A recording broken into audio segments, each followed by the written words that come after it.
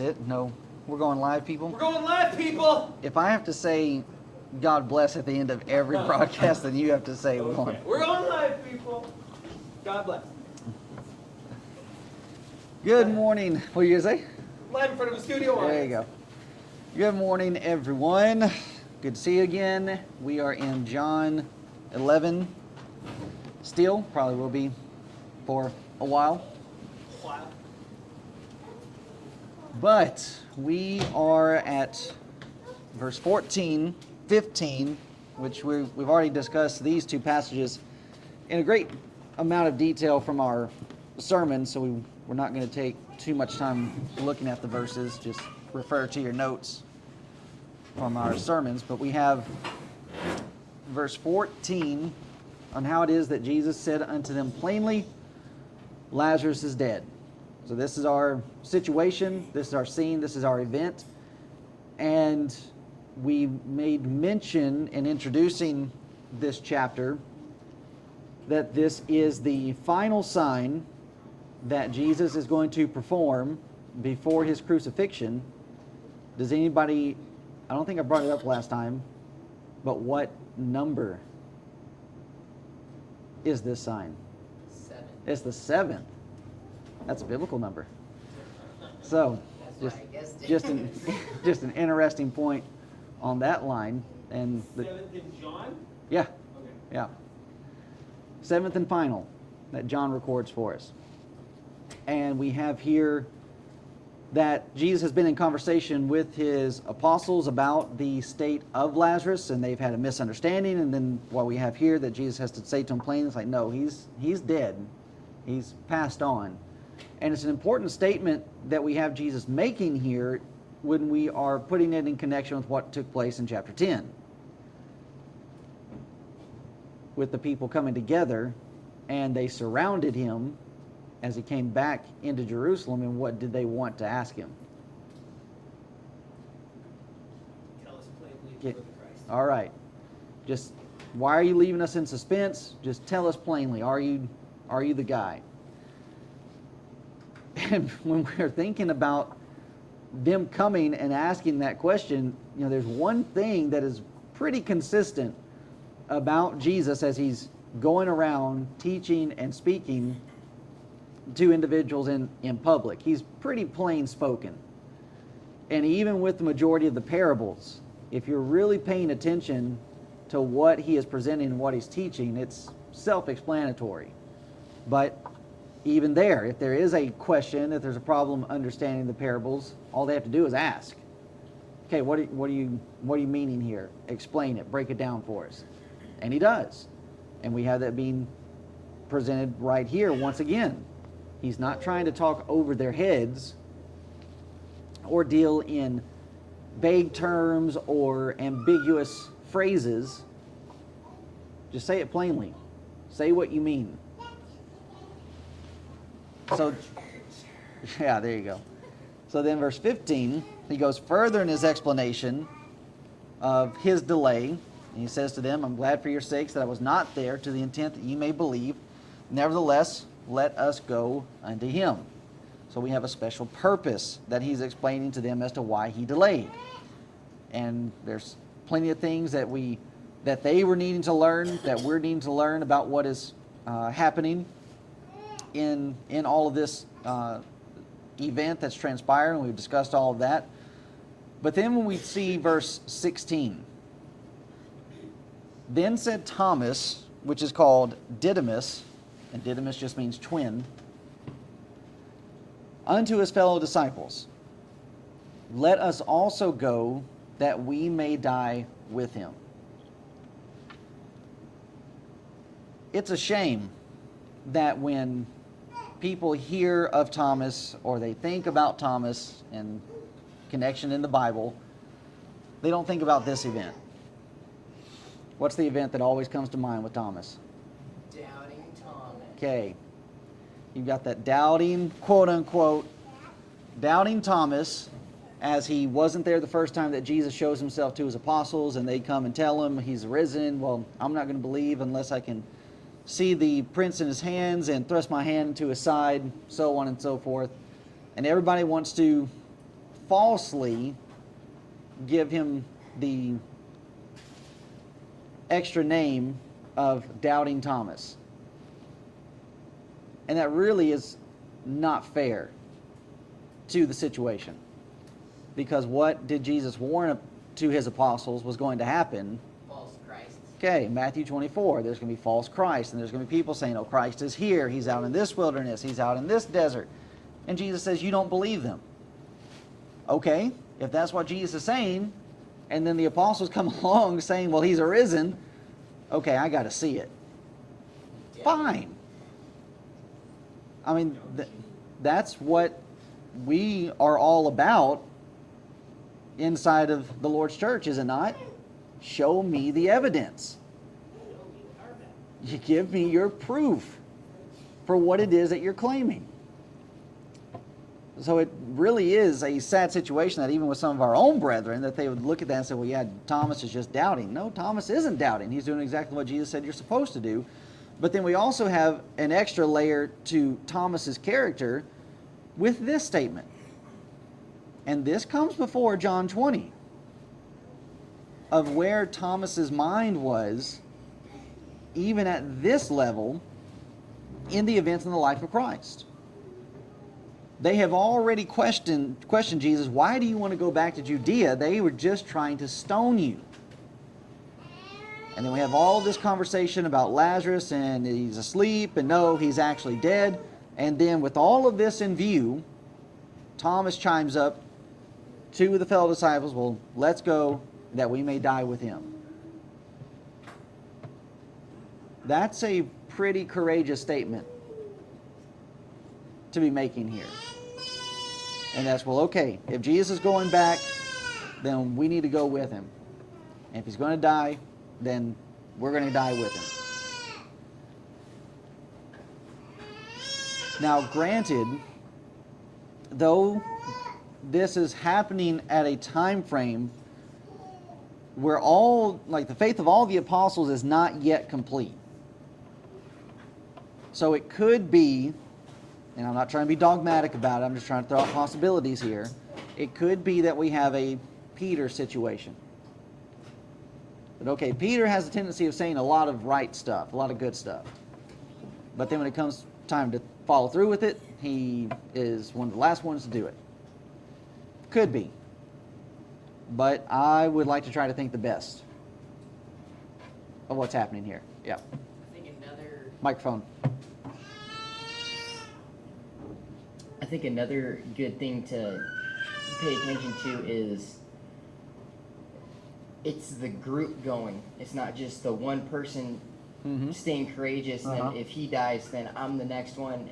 Just another possibility of, well, it's easier, as you said, everyone has that alone spot where they're going to die by themselves, but to go as a group and die as a group, you're going to die honorably, you're going to die with the buds, and you're going out there. Yeah. So that's another thing that was going through my mind, is it's a little easier to go with a group to go die than by yourself. And even, so yeah, just as Reese said, even with that, okay, that's not a bad way of looking at it. Because even when you're thinking about the standpoint of Jesus and the fact that he's having to face the things that he's fixing to face, it's a situation of, well, all right, I don't want him to be alone. I don't want him to have to go through this alone, which ultimately, in the end of it, he is going to have to go alone.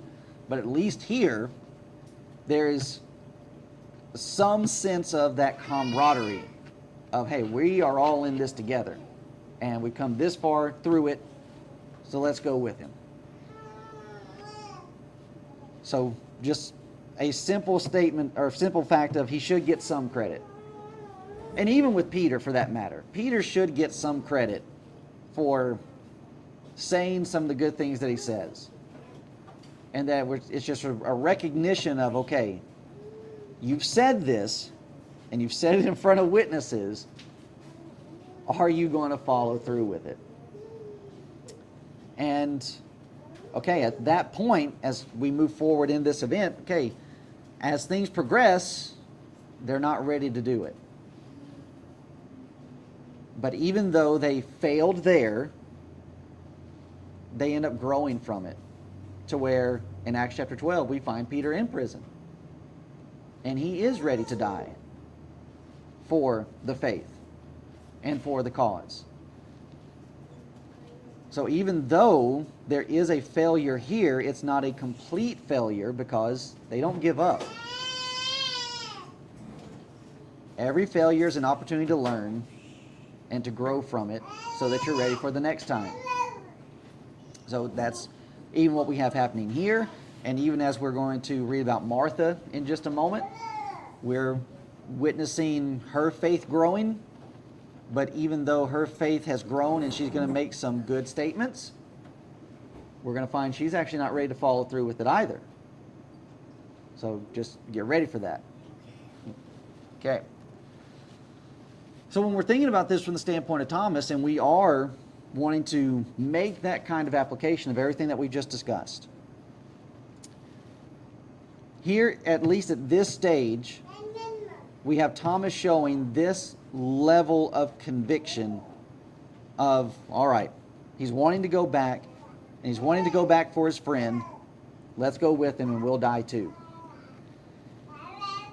And that's an important thing for us to consider when we are thinking about just the number of times that we will hear sermons about the topic of counting the cost. Luke 14:28. Just a couple weeks ago, I was listening to Mission Church, and they were talking about that passage. They'll talk about that passage and preach on it, teach on it, listen to it, and then they will let any little inconvenient thing keep them from being a servant. To keep them from doing what we are supposed to be doing as Christians. And this isn't just a denominational problem, this is a brotherhood problem. I mean, the whole situation we went through in Mount Zion and why Gilbert Goff wouldn't stand up and say the things that he needed to say was counting the cost. Loss of job, potentially. Loss of membership, potentially. Now, those are all negative standpoints, but what's the positive? You did what was right. You did what was right, even in the midst of great difficulty. And we have brethren like that all across the brotherhood. They're not willing to stand up and do what Christians are supposed to do because the cost is too heavy. And then we have a lot of people that end up obeying the gospel, quote unquote, without counting the cost of what is going to be required of you. What's being required of us is that our life is no longer ours. Now, as we're thinking about this from the standpoint of Thomas and what he's saying there, and knowing that he's not really ready to do that, but he's going to get there. So that then when we start thinking about ourselves, how often do we really, truly set ourselves to the side?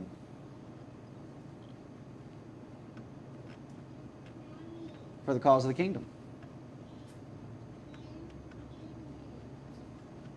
Probably not as much as we should.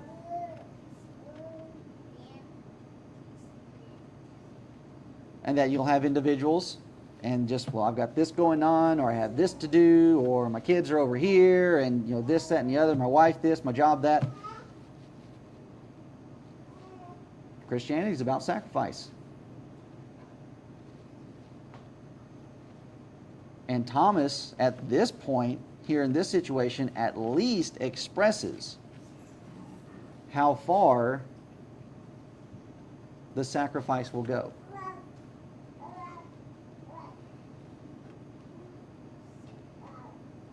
And you see it all the time with our brethren. And so I saw it a lot while I was at Memphis, and then while I was preaching at a congregation in Mississippi. There was this one family that was letting me stay with them when I would come down on the weekends to work the area and then preach, and I'd go back to Memphis. They had a little boy, a little girl, and the little boy was in soccer. But it wasn't just your local school soccer. It was one of these out-of-the-school programs that went all over the state. And they would get up, the parents would get up and they would get the little boy up and they would make it to whatever practice or scheduled game that they would have, and they would make it on time. But what do you think would happen on Sundays? Late. Constantly late.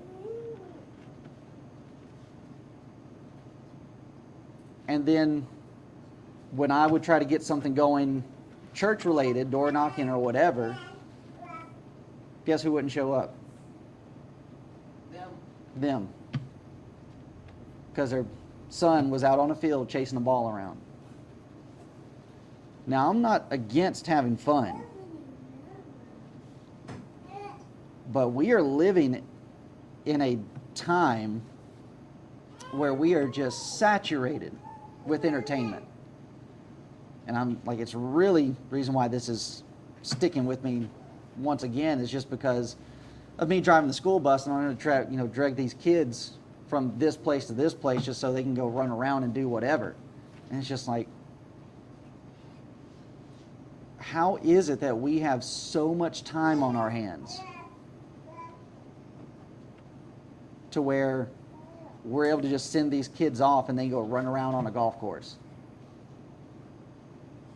To where when you think about back in the pioneer days, kids were still going to school, but it was a one-room schoolhouse, and that was dependent upon if they didn't have any chores to do. They didn't get to do the kind of running around that kids are doing today, and they turned out just fine, and I would argue they turned out better than what kids are today. So it's a situation of priorities that are just messed up throughout our society. And then we get sucked into that because of, if you want, kids to be well-rounded and have friends and this, blah, blah, blah, and the other. And we get influenced by that. Or even within the realm of, well, here's what it is to be successful. Or to have the good life. No, that's not actually what we're supposed to be gauging by and aiming for. So then to let these things to creep in and then allow us to slide away from the spiritual needs of life is not counting the cost in the making of our decisions. Decisions need to be made in the context of, well, what is this going to do with my spiritual well-being? So at least from this standpoint, the level of Thomas's faith here certainly puts most of our brethren to shame.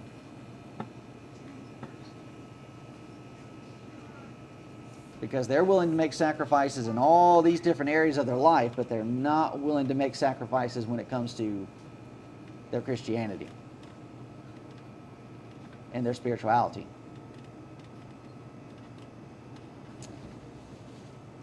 Then verse 17, so then when Jesus came, he found that he had laid in the grave for 4 days already. So death had already started its corruption process. And thus we have for us a picture of what death does. But it's not just a matter of what death does. But this is a situation, this is showing us of what sin does. Just as death, physical death, brings physical decay to the body, we die because of sin. And sin brings in that same type of corruption. But we're being shown how it is that Jesus is going to overcome death. And also overcome sin.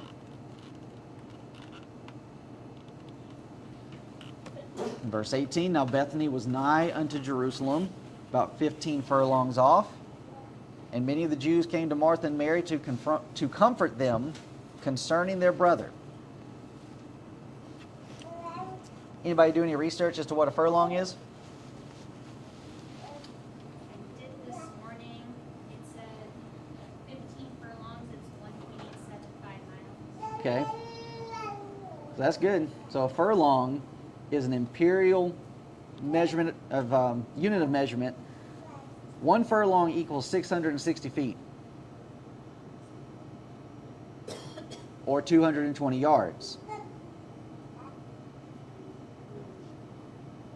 or roundabout to 1/8 of a mile. So here is Bethany, 15 furlongs away from Jerusalem. So this is pretty easy travel for this Jewish crowd to come out so as to try and to comfort this family. And just to give you a bearing here of what we're considering. Bethany, there. Jerusalem, there. Not that far. Pretty easy to get around. Goes both ways. Yeah, well actually that is, well, I don't know about, no, Bethany, so Jerusalem is up on a hill, even though it's north of Bethany, and that's why the Bible talks about them going down from Jerusalem to certain places. So here are these individuals, more than likely family friends, Jewish relations trying to comfort the family, but they're not going to be able to. But while we have these individuals that are close by, Jesus is actually up in this area. If you remember, John 11 says that he went back to the place where John was baptizing, and that's up here in Bethabara, on the other side of the Jordan River. And what we're being shown with this situation, here are the Jews trying to come in and comfort. And we have for our learning a presentation of how little Judaism is actually able to help. And especially when Judaism, the law of Moses, is separated from the Christ. Judaism has nothing to offer. And especially when it comes to the situation of dealing with death. And what the Jews at this time have done to God's system, polluting it and corrupting it, manipulating it, there's no comfort that they can actually give. But then we have that being one of the reasons why God sent His Son. God came down so that He could be of comfort in times like this. Then in verse 20, then Martha, as soon as she had heard that Jesus was coming, went and met Him, but Mary sat still in the house. So this is the same Martha back in Luke 10:42 that she had to learn a lesson, that she was being taught, that she had overlooked what was truly needful as she was busy about doing things in the house. Now, when we were thinking about this, and I was reading a bunch of commentaries on this, and I was listening to different sermons, and a lot of people wanted to try to take this situation to try to build a point and a case argument on how it is that, okay, people are different, everybody has different character traits and makeups and so on and so forth, and that's being shown here. Okay, fine, to some degree I can understand that. But when we're thinking about this from the standpoint of Christianity, in Christianity, we are all trying to be molded into one image, or one model, or one mold. And that what Christianity is trying to do is trying to take character traits that are good and in line with what we have recorded here and to build those. But then Christianity is also designed to take those character traits and characteristics that are not so good and move them out of the way. And that's an important note to make, and especially in verses like this where some individuals might try to use it incorrectly to try to build up that kind of case, because I've run into situations inside of the church, outside of the church, brothers and sisters, and they just, well, this is just how I am when you're trying to talk to them about certain stuff. And you just have to look them in the face like, I don't care. Because if you are living a way, or in a way, or you're showing a character trait that's not in line with how we're supposed to be, then you're supposed to change that. So one specific event went on in Virginia to where there was a sister there, and she got hot. She was getting hot about something, and something was said about, like, we're just trying to have a conversation, let's stay calm, this, that, and the other. And somebody might have said something about, let's try to practice some meekness here, and she just blurted out, well, I'm not meek. Well, that turned into a different discussion entirely. And that is just, then, okay, we got a bigger problem on our hands here. But that's what people do. And, and so even with that, that shows a temperance problem as well. Self-control. And, just so on and so forth. But when we're thinking about what's happening here, it's an interesting point to at least consider the shift in dynamics, to where before you had Mary sitting at the feet of Jesus, and now she's sitting at home, and Martha's the one going to Jesus first. But even with that, here we are in a time of grief. And people oftentimes act outside of their character when they're mourning like this. So it really is a situation in this that's where, like, you're not wanting to take too much of this to heart of what's happening, especially when we consider what Martha's about to say next. So when we're thinking about these elements coming together and what's about to transpire, Martha comes to Jesus, and this is what she has to say. Then said Martha unto Jesus, Lord, if thou hadst been here, my brother had not died. But I know that even now whatsoever thou wilt ask of God, God will give it thee.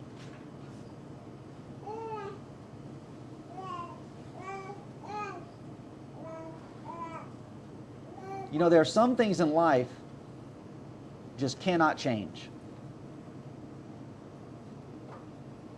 And because of that, it does us absolutely no good to sit around and talk about ifs.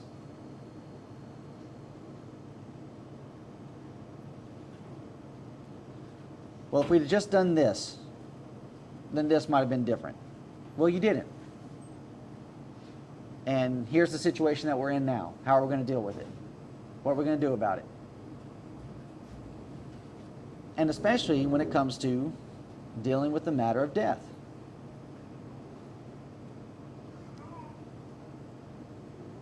There's an old idiom. They actually used it on The Office. If ifs and buts were candy and nuts, then every day would be Christmas. But it's not. So what good is it to try to sit around in whatever situation that you're in? And we usually do it when it's negative. What good is it to sit around and try to think about, well, if he'd have done this, but if that would have happened? Okay, it hasn't. So what do we need to do? We have to adjust to that new event. We have to adjust to that new situation. And certainly the context as to what we're dealing here with death and separation. And for a lot of people, this is a very difficult point to adjust and to pivot into a new lifestyle. Now, I would argue that part of the problem that we have is with a lot of our verbiage when it comes to situations like this, or really big problems that we end up facing in life, and that we just try to tell people, well, get over it, move on. In a lot of ways, in a lot of situations, you're not going to do that. But you can adjust to the new situation that you're in. So I can remember during a time in Virginia when a sister's husband ended up departing in sleep, and that it was described to me how things would be for her after that moment and after that event. And that it was said to me that she has to get used to a new normal.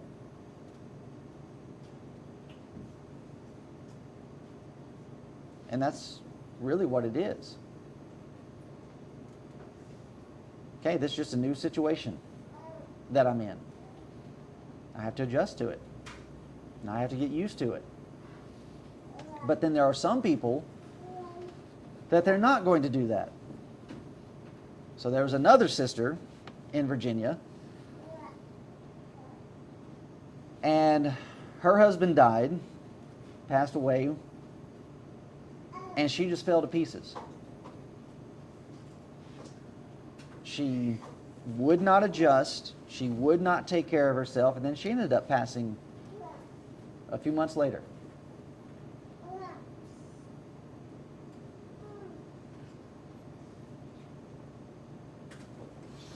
And so we're needing to gather from this, okay, there's going to be situations in our life that, okay, this hasn't panned out the way that I wanted it to. So now I've got two options. I can just sit around, dwell on it, and run through all the scenarios of, well, what could have been? Or I can just start living with the situation. Okay. Here's where I am now. And here's what I got to do to keep going. Now, I'm not saying that that's what Martha's doing here. I'm just using it as a point of application and thinking about how people commonly might go through a situation like this. She's throwing out the word, well, if you'd have been here. Okay, but we're really not needing to play that game. He wasn't here. Okay, that's that. That's the situation. But even, so, I'm not trying to paint her any type of way. Like I said, just kind of where my brain went when we're thinking about how we might try to deal with stuff. So now going back into this. With that in view, when we read this, how do we hear it in our heads?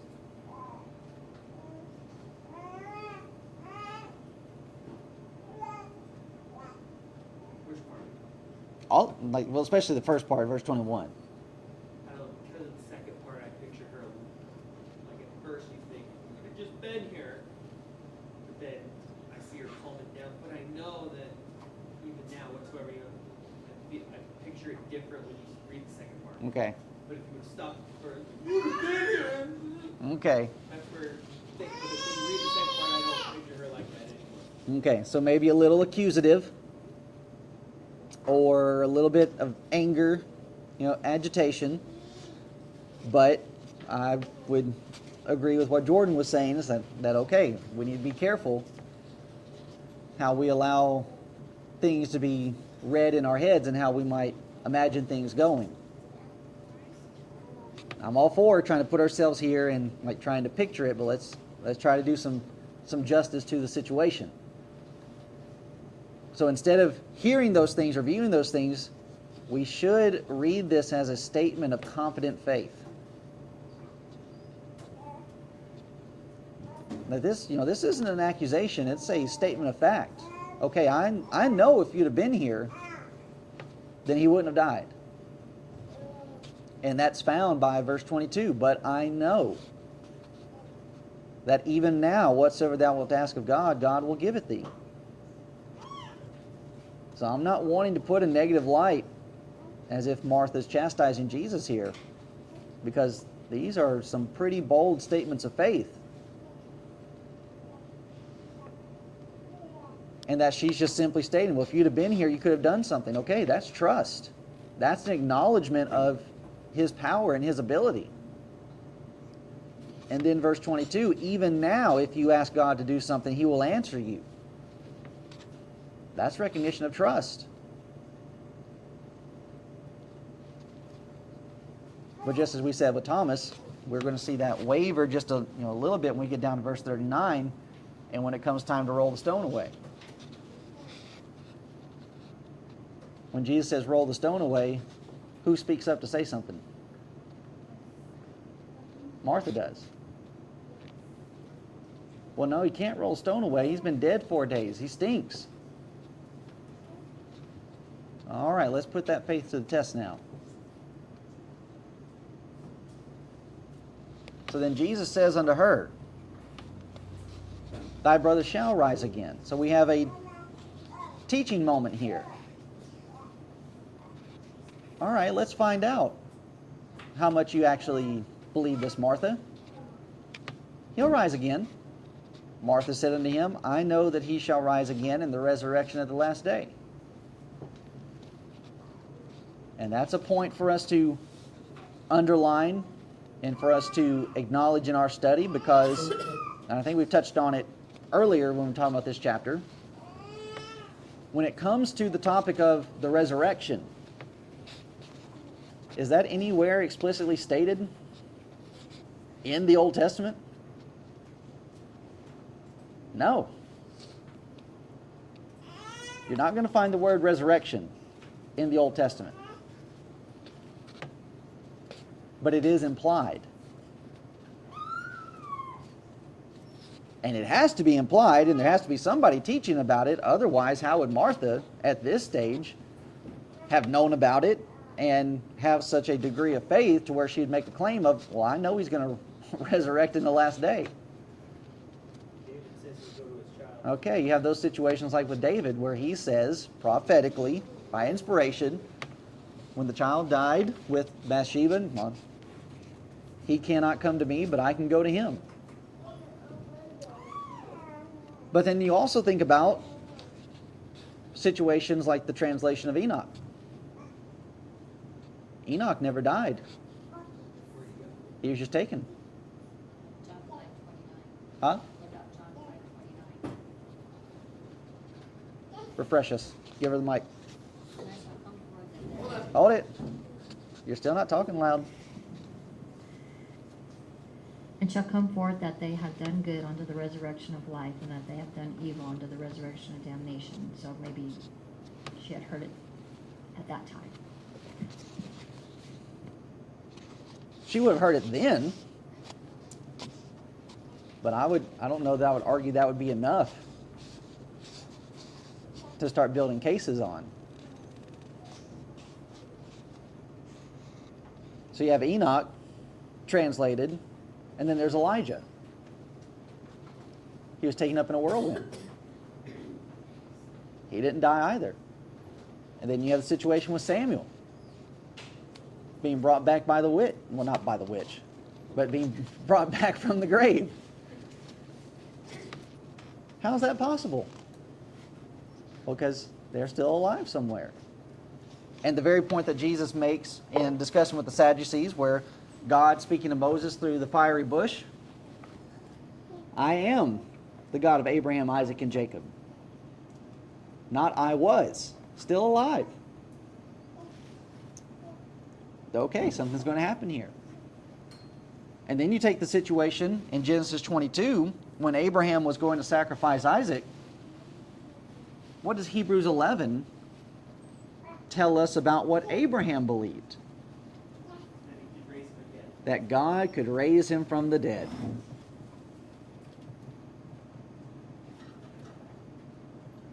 That's a lot of powerful examples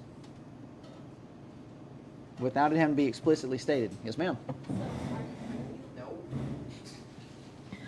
Are you saying that through these examples alone, and basically not saying that even though we can assume that Jesus was hanging out at Martha and Mary's house and probably doing a lot of talking, and the Bible also tells us that there isn't enough books to hold everything that he said and did. So are you saying that it was just through example that we can take it that she made this connection? He's trying to say that he's proving that It they could knew have about it been. in the Old Testament, from the Old Testament. Yeah, there would have been, so for Jesus to make the statements like what Carla brought up in John 5, would have had a tie back to what they should have been already picking up on from their Old Testament scriptures. And even the illustrations that God gives through the Old Testament prophets with Israel going into captivity and then being brought back.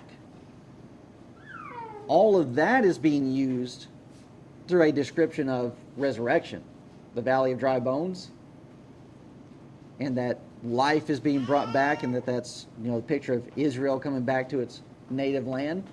Okay, that's a form and type of resurrection being talked about in the Old Testament. And that even within the law, as Paul gives his description of it in the Roman letter, Paul speaks about the law and how that even the law was spiritual, even though they lost sight of it. And that, so no, not just from the Old Testament alone, but with what Jesus is also teaching and preaching about, they should have been able to intertwine that with what they should have already understood from the Old Testament examples. Yeah.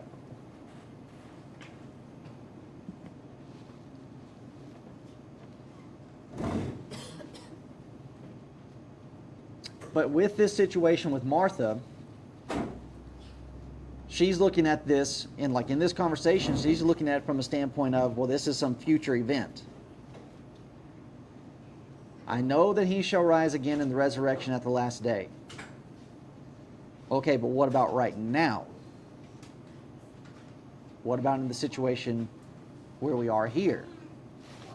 And thus Jesus then says to her, Jesus said unto her, I am the resurrection and the life. He that believeth in me, though he were dead, yet shall he live. Whosoever liveth and believeth in me shall never die. Believest thou this?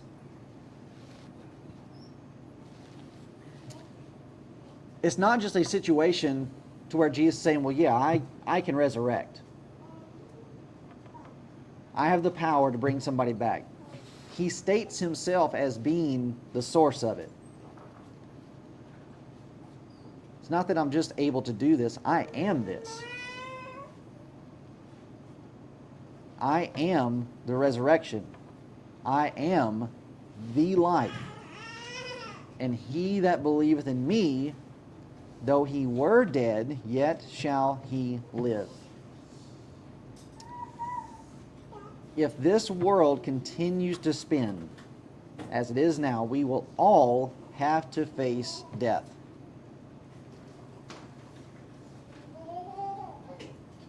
As we mentioned last time, this is a chapter that we all need to let sink into our ears, as Jesus said in Luke 9:44.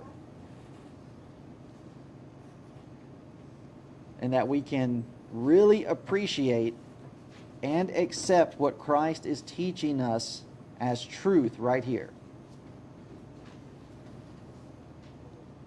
And as we've already discussed, changing our view about death, but not only changing our view about death, but just changing our view about life. Here is the light of God shining in the midst of a family's darkest hour. And that he is showing, not only to Mary and Martha, but to the Jews that are going to be watching, and then even us as we're reading this over 1,000 years later, how that God, through Christ, has corrected the problem of death brought by sin.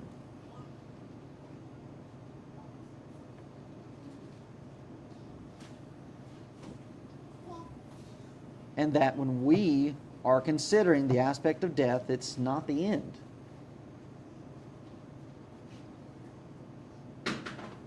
We're just going to go on living.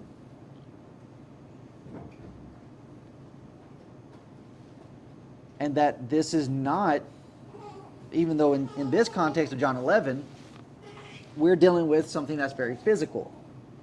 Okay, Christ is going to raise Lazarus from the dead in the physical aspect.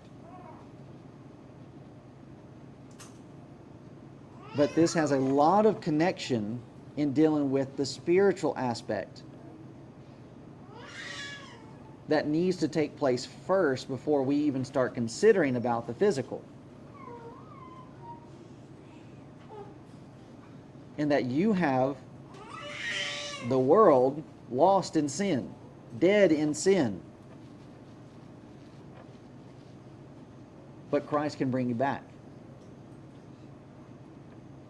You've been lost. You've been separated from God because of sin. But that's okay. You can be born again. You can be redeemed. You can be resurrected. And you're alive spiritually. And that spirit is going to continue to live on after the shell, after the tabernacle has left. And then Jesus puts a question to Martha that is also a question that needs to be put to us. Believest thou this?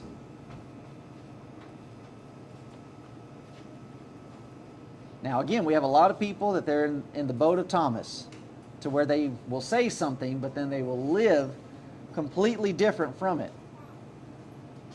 I would say that most of the people in our community, they are willing to say that they acknowledge and that they believe, well, yeah, there's life after this.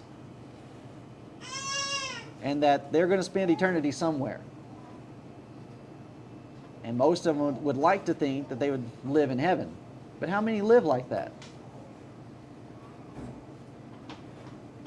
How many of us are actually living today as though there's something after this? They're not. They're just thinking about today. They're just thinking about the moment.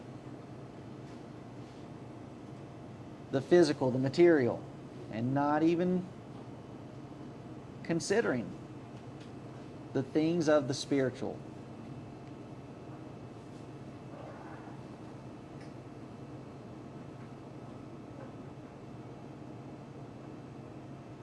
And so we need to take this in application for us and allow it to, as I said, not just change the view of death, but to change the view of our life.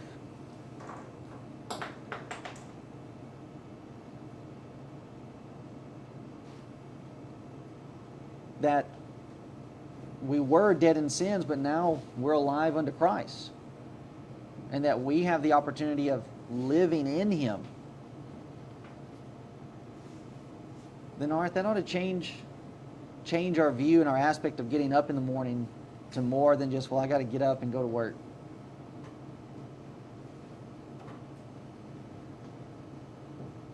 That we're living in a completely different realm of life. Yes, ma'am.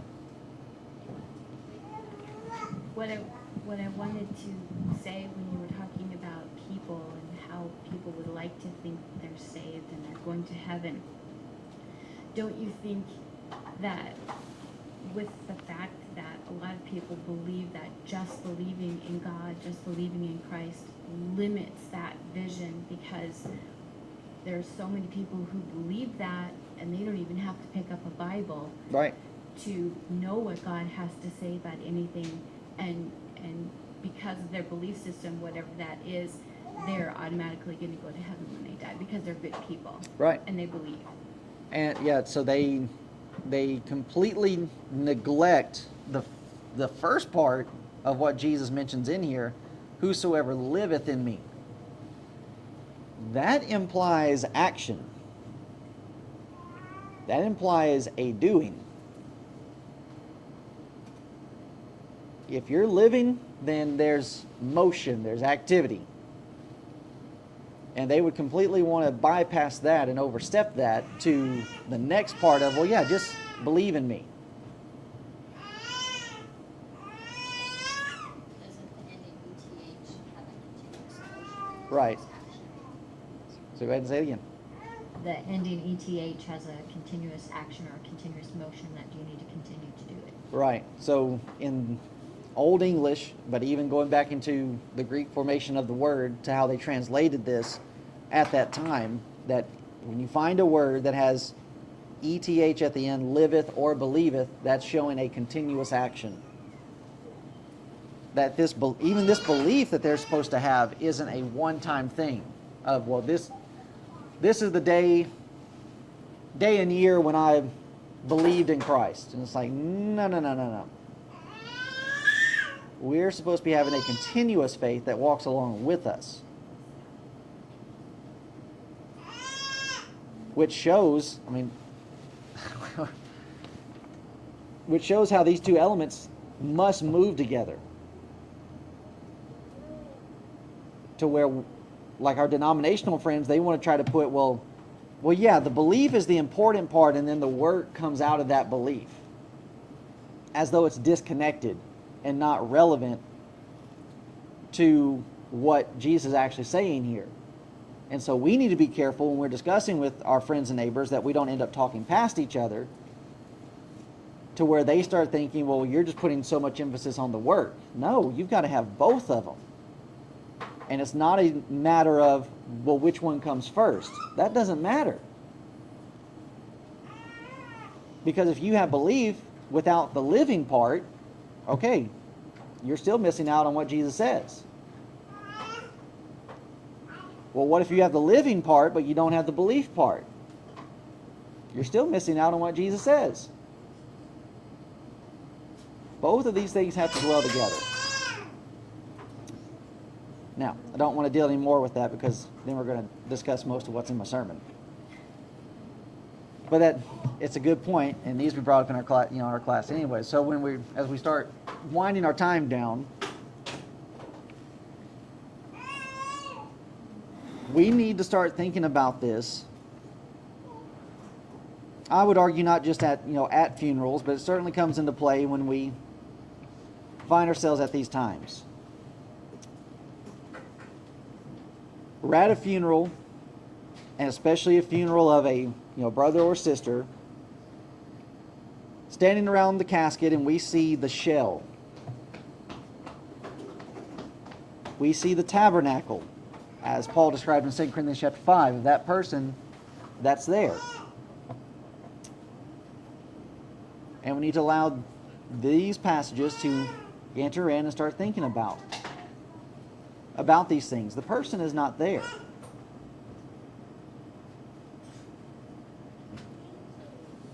That's just the body. And when Jesus in a moment is going to say, Lazarus, come forth, he was not talking to the shell that was in the cave.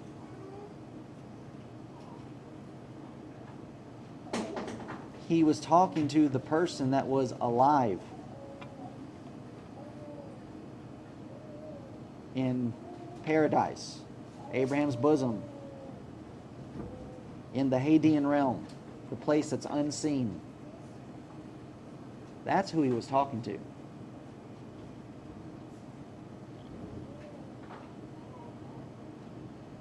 But then also we have, once again, being shown to us, this is the mission, this is the aim that Christ has had this whole entire time. There's this problem that we all have, and it's called the problem of sin.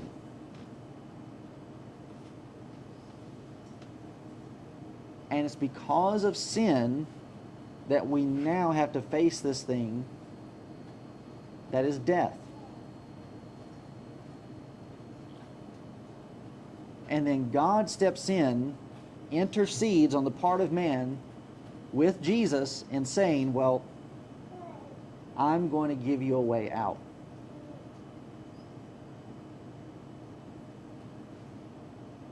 And it's a way out that, okay, you may still have to die. But it's going to be different for you.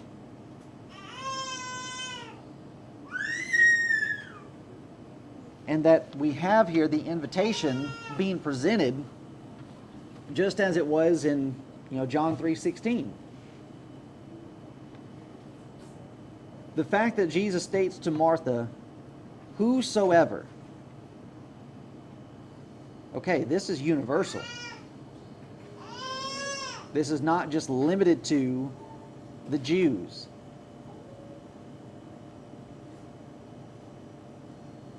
This is anybody. And once again, this undoes the Calvinistic idea that God has just elected and chosen a limited few and they're going to be saved, and there's this other group that they're just going to be lost. Jesus is throwing the invitation out. This is for anybody. But it's for anybody who liveth and believeth in me. And there's that combination of obedient faith. Faith that must be worked. And then here's the conclusion of the promise. Shall never die.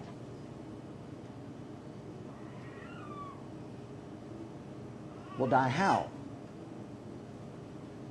Because there's plenty of people that are going to die physically. No. We're not talking about physical here. You're not going to die spiritually. You're not going to have to face that punishment. You're not going to be separated from God anymore.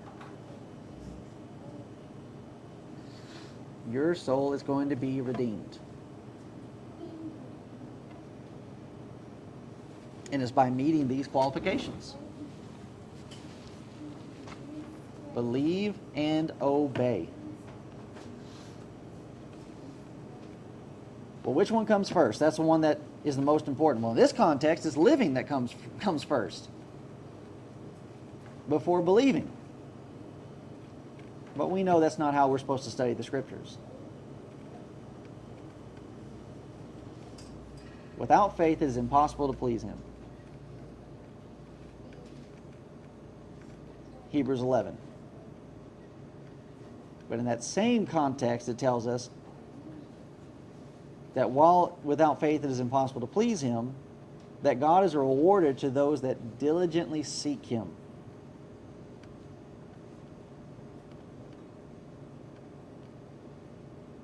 And thus Jesus is bringing all of this together in preparation for the establishment of His kingdom, the church, and what it's going to take to be a part of that.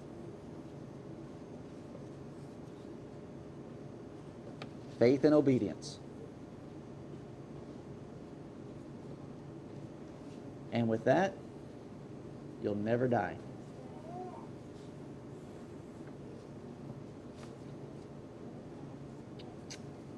And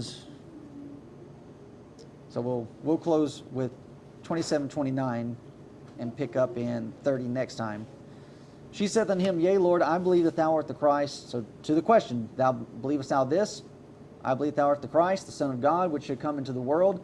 When she had so said, she went her way and called Mary, her sister, secretly, saying, The Master is come and calleth for thee. As soon as she heard that, she arose quickly and came unto him. We're seeing faith grow. And we're being shown what was designed to be revealed to us by John's recording. She says, Yea, Lord, I believe that thou art the Christ. The Christ, the Messiah, the promised one of the Old Testament. But she takes it a step further. which is where everybody is needing to go, and it's where they were needing to go back during this time frame, but they just would not let themselves get there. I believe that thou art the Christ, the Son of God.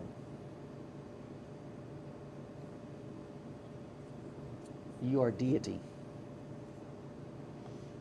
You are divine. You're not just his messenger. You are not just his prophet.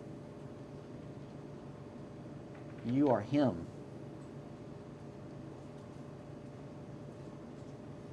And that's what John is trying to reveal.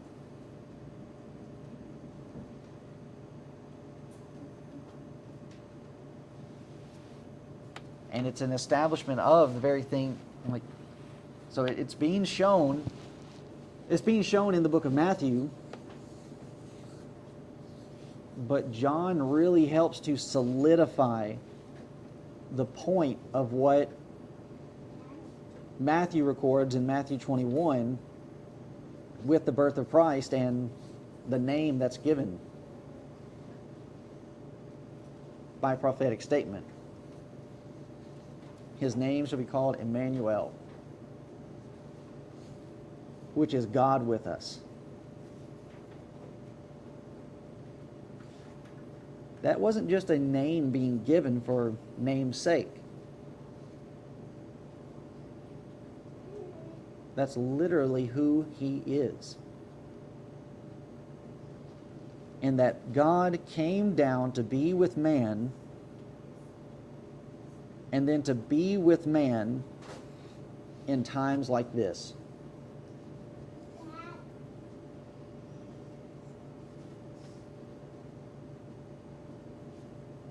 And it's simply because he loves us.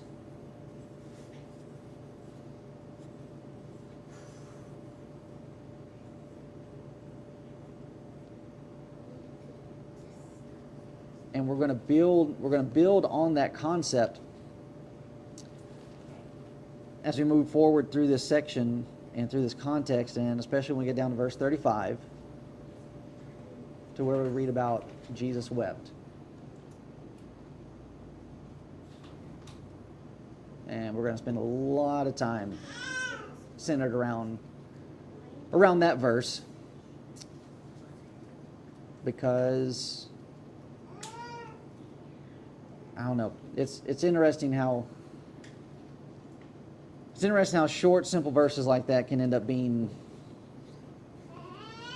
the most abused with so many different thoughts. And so, and even when I say that, I'm not going to try to be dogmatic about what is going to be talked about in the text, and specifically about Jesus' reaction that he ends up having with certain people. I think there's some clues in the context that leads us in a direction, but again, I can see how there'd be room for different possibilities of why he would be grieved or troubled as to what was being said. And we're going to take all those things into consideration.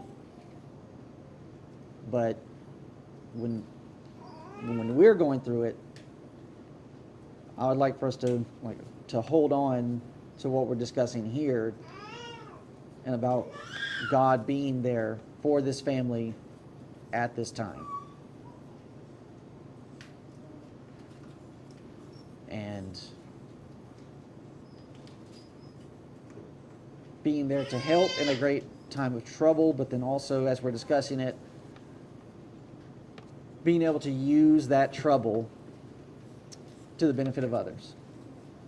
So we're not losing that foundation that we had earlier in our study too, when we're discussing about his delay.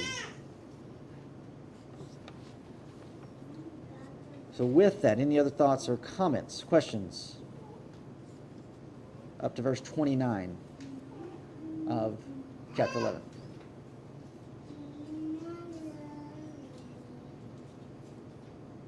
Rebecca, you have anything? Christina's up here chewing on her lip. What is it? What? Oh, no, we're not there yet. Yeah. Okay. Okay. I better hear you next week. All right, we'll stop.